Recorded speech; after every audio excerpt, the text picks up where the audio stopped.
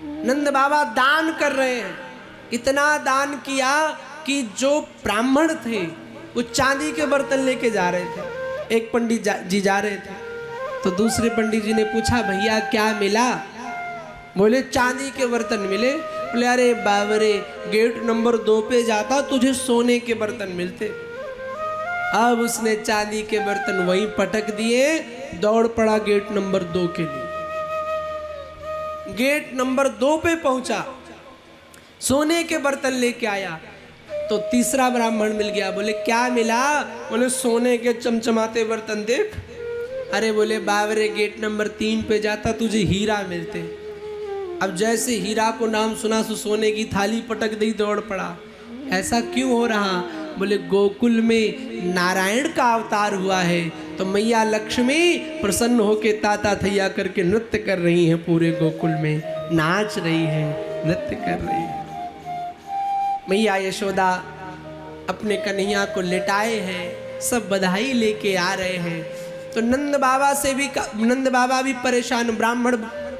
ब्राह्मणों ने बिठा लिया, बाबा आ जाओ, जात कर्म संस्कार करो। बाबा बैठे। अब बाबा बैठे, बाबा से पूजा कराई जाए, लेकिन बाबा का पूजा में मन ना लगे, बाबा का मन लगे कि कब लल्ला के दर्शन करेंगे। अब तो ब्राह्मणों ने कहा, एक काम करो बाबा, मन तुम्हारा लाला में है, एक काम करो तुम जाओ, अपना संकल्प दे दो, तुम लाला को देखो जाके। बाबा ने कहा बहुत बड़ी कृपा महाराज जी।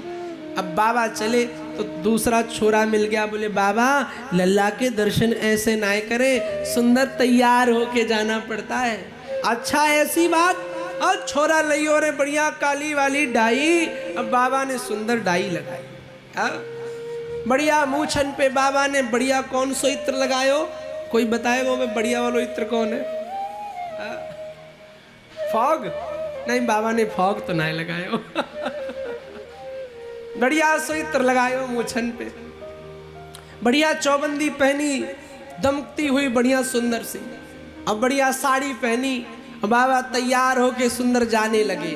और जैसे तैयार होके जा रहे थे तब तक एक लाला आया, एक छोरा आया और बाबा के ऊपर तैयार, बाबा के ऊपर मटकी भर के दही उड़ेल दही। अब बाबा को भयंकर क्रोध। नंद जुग्वालन आ पकड़े, कहीं लोगन नाचन को विवसाई, गोद फरे कसी फेंट चले, तब नंद बाबा सबके मन भाए। नाचत देख के नंद बाबा सब नाचत नाच उमंगन छाए। और काहुन लाद नंद के ऊपर, डार दियो सब लोग हंसाए। एक छोरा आया और पूरी मटकी भर के दही बाबा के ऊपर डाल दी।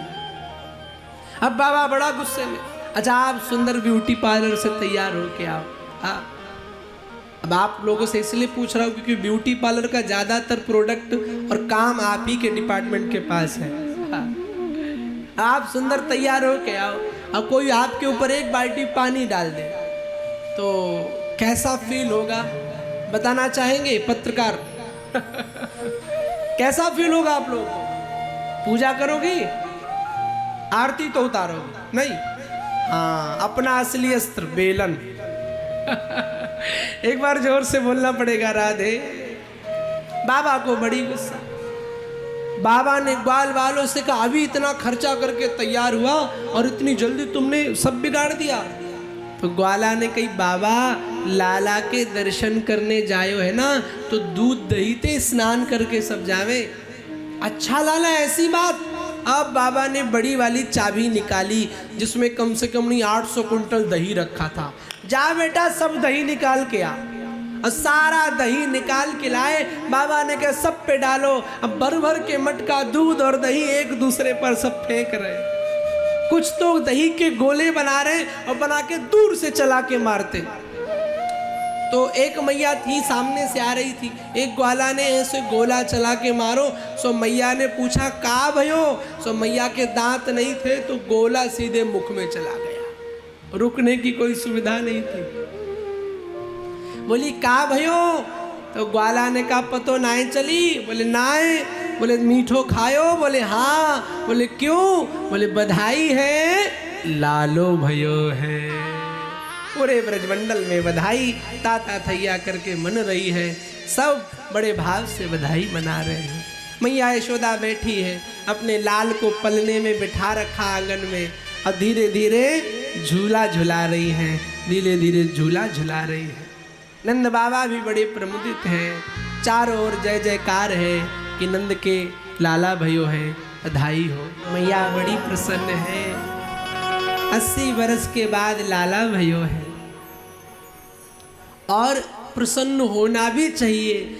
जिनके जीवन में साधारण सा लल्ला आ जाता है, उनकी खुशी इतनी ज़्यादा बढ़ जाती है। और वहाँ तो त्रैलोक्य का अधिपति लाला बन के आया है, तो सोचो कितनी अधिक खुशी होगी। मैया बड़ी प्रसन्न है, नित्य प्रति सवेरे उठती है, लाला का श्रृंगार करती है, छोटे से लल्ला है बचा के छुपा के रखती है, हा?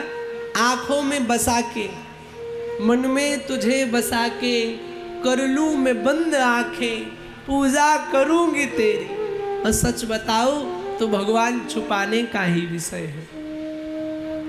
भोजन और भजन दोनों चीजें पर्दे की हैं।